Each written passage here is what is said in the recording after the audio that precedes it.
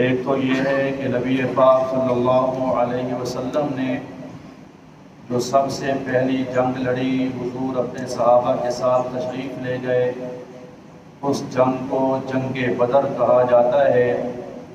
اللہ تعالیٰ نے قرآن میں میرے محبوب کی ویسے تو ہر موڑ پہ نصرت فرمائی، لیکن جنگ بدر میں جو اللہ نے اپنے پیغمبر کی نصرت فرمائی اس کا خاص ذکر فرماتے ہوئے وَلَقَدْ نَصَرَكُمُ اللَّهُ بِبَدْرٍ وَأَنْتُمْ أَذِلَّةٌ میں اللہ نے ذکر فرمایا 313 صحابہ کو لے کر حضور آئے تھے، جن میں سے اکثر کے پاس قمیضیں نہیں تھی۔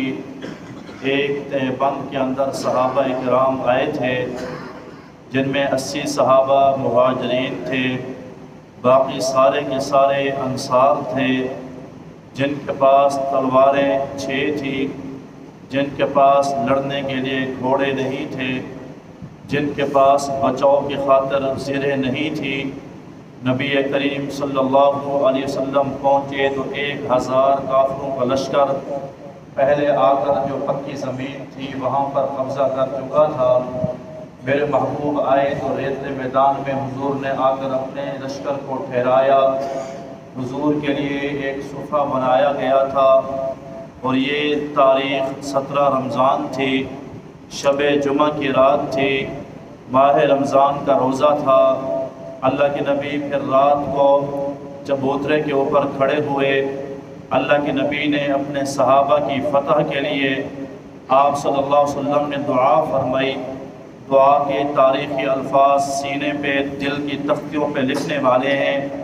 اللہ کے نبی نے فرمایا اللہم ان تہلک ہذہ العصابہ، اللہ اگر یہ میری جمع پونجی آج ہلاک ہو گئی، جمع پونجی آج ضائع ہو گئی، پھر لا تعبد فی الارض ابدا، قیامت تک تیری عبادت کا، تیری وحدانیت کا نام لینے والا کوئی نہ رہے گا۔ اللہ بس یہی 313 میری جمع پونجی تھی جو آ کر میں نے تیرے سامنے کھڑے کر دی ہے، اگر کافروں نے ان کو شہید کر دیا پھر قیامت کی صبح تک اللہ تیرا نام لینے والا کوئی نہ رہے گا۔ اللہ کے نبی اس قدر روئے کہ میرے محبوب کی مبارک چادر نیچے گر گئی۔ ابو بکر صدیق رضی اللہ تعالی عنہ آئے، چادر حضور کے کندھے پہ رکھی اور اللہ کے نبی سے فرمایا میرے محبوب بس کریں، اب آپ کے آنسوں نیچے زمین کو تر کر رہے ہیں۔ اللہ تبارک و تعالی نے پہلی دعا کی قبولیت یہ فرمائی، رات کو اللہ نے بارش عطا فرمائی، جو پکی زمین کافروں کی تھی وہاں پھسلن ہو گئی، ان کے لیے ٹھہرنا مشکل ہو گیا، صحابہ کرام کی ریتلی زمین جم گئی اور پینے کے لیے پانی جمع ہو گیا، جانوروں کے لیے پانی جمع ہو گیا۔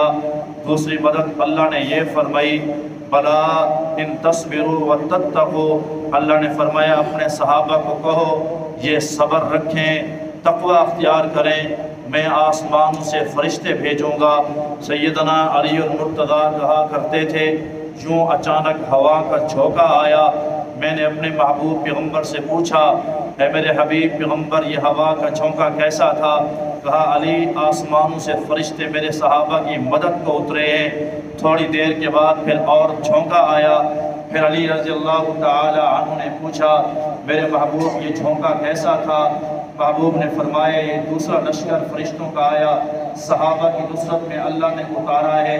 اللہ تبارک و تعالی نے ان 313 صحابہ کو، ان 79 صحابہ کو بغیر تلواروں سے لڑنے والے، ہاتھ میں چھڑیاں لیے ہوئے ننگے بدن صحابہ، جب اللہ تبارک و تعالیٰ کے اوپر توکل کیا، صبر کیا، اللہ نے پھر قلت کو کثرت کے اوپر فتح نصیب فرما دی ہے۔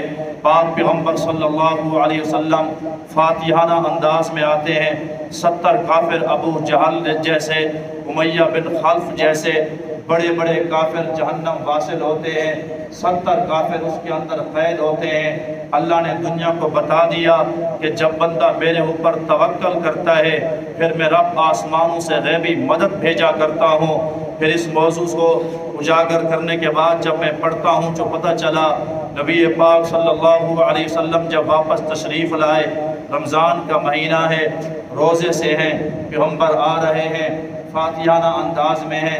زید بن حارثہ خوشخبری سناتے ہیں کہ مدینے والوں، اللہ تعالیٰ نے ہمیں فتح سے ہمکنار فرما دیا۔ آگے اسامہ بن زید ملتے ہیں، لیکن وہ خوشخبری کی بجائے غم کی خبر لے کے کھڑے ہیں۔ پوچھا کیوں پریشان ہو؟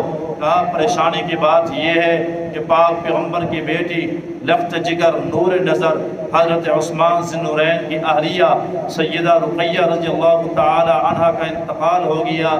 جب میرے محبوب بدر کے اندر جا رہے تھے، حضرت رقیہ گھر کے اندر علیل تھی، بیمار تھی۔ یہ وہ بیٹی والا دل گردے پہ ہاتھ رکھ کے سمجھ سکتا ہے کہ اپنی بیمار بیٹی کو چھوڑ کر تلوار زیرہ سجا کر میدان جہاد میں اترنا کتنا بڑا ایثار قربانی ہوا کرتا ہے۔ میرے محبوب نے فرمایا تھا، رقیہ میری بیٹی، اللہ کا حکم ہے میدان جہاد میں اترنا ہے، اگر اللہ نے زندگی عطا فرمائی تو میں آؤں گا، تیرے لیے برکت کی دعائیں کروں گا۔ میری بیٹی، میں عثمان کو تیرے ساتھ چھوڑ کے جا رہا ہوں۔ حضرت عثمان کی دلی خواہش تھی کہ اسلام کی پہلی جنگ ہے، میں اس جنگ کے اندر شریک ہو جاؤں، لیکن میرے محبوب نے فرمایا عثمان میری نور نظر لفت جگر رقیہ کی تیمار داری کر، میں اللہ سے دعا کروں گا، اللہ تجھے بھی بدری صحابہ میں شمار کر چھوڑے گا۔ اللہ کے نبی نے دعا بھی فرمائی۔ بدر کا جو مال غنیمت تھا اس میں سے حضرت عثمان کو حصہ بھی نصیب فرمایا۔ حضرت عثمان پیغمبر کی تیمار داری میں تھے۔ جب اللہ کے نبی بدر سے فاتحانہ انداز میں واپس آئے، محبوب کو پتہ چلا، حضور نے پوچھا اب میری بیٹی رقیہ کہاں ہے؟ کہا اللہ کے نبی جنت البقیع میں اس کو دفن کیا جا رہا ہے۔ جب حضور جنت البقیع کے اندر پہنچے، لحد مبارک بن چکی تھی، لحد مبارک بند ہو چکی تھی، مٹی ڈالی جا رہی تھی۔ اللہ کے نبی پہنچے، حضرت عثمان ذی النورین نے عرض کیا میرے محبوب اجازت ہو، ابھی قبر بنائی ہے، لحد کھول دیں، آپ اپنی بیٹی کا چہرہ دیکھ لیں۔ فرمایا نہ عثمان، جب ایک مرتبہ لحد بند ہو جاتی ہے پھر اس لحد کو کھولا نہیں جاتا ہے۔ جب میں نے پیغمبر کو پھر اس سیرت میں پڑھا، اللہ کے نبی کے پاس جو چادر تھی اس چادر سے پیغمبر آنسو پہنچ رہے تھے۔ میرے ہاں بھی آنسو ہوتے ہیں، لیکن ایسا نہیں ہوتا کہ چادر پوری کی پوری بھیگ جائے۔ اللہ کے نبی کی پوری چادر بھیگ رہی تھی۔ آنسو بھی دو تھے، ایک میرے پیغمبر کے آنسو تھے، ایک پیغمبر کی چھوٹی صاحبزادی جنتی عورتوں کی سردار حسن و حسین کی اماں، علی کے گھر کی دلہن حضرت فاطمہ الزہرا چھوٹی چھوٹی صاحبزادی اپنے بہن کے فراق میں اس قدر رو رہی تھی کہ پاک پیغمبر صلی اللہ علیہ وسلم نے ان کے آنسوں صفا کیے۔ اللہ کے نبی کے چادر مبارک آنسوں سے تر ہو گئی تھی۔ ماہ رمضان کی 18 تاریخ تھی۔ پیغمبر نے فرمایا میری بیٹی رقیہ، کل قیامت کے دن اللہ تیری میری ملاقات کرا دے گا۔ بدر کا واقعہ پیش ہوا، مہینہ رمضان کا تھا، سیدہ رقیہ جدا ہوئی، مہینہ رمضان کا تھا۔ مسلمانوں، ایک آدمی کو اللہ بیٹی عطا فرمائے، دوسرے آدمی کو اللہ بیٹا عطا فرمائے۔ جس عورت نے بیٹی کی پیدائش کی ہو، اللہ تبارک و تعالیٰ اس کو بیٹے والے سے 500 سال پہلے جنت میں داخلہ نصیب فرمائیں گے۔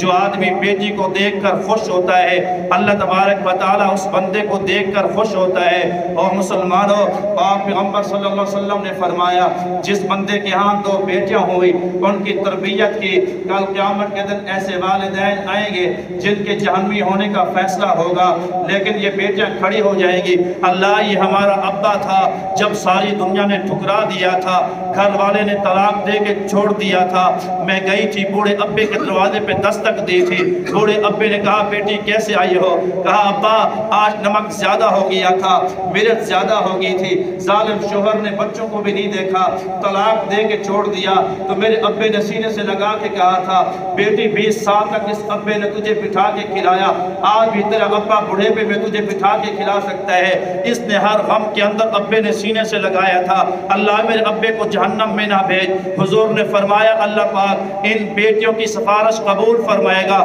اس سفارش کے بدلے میں ان والدین کو جہنم سے آزاد کر کے اللہ جنت کے داخلے نصیب فرما چھوڑے گا۔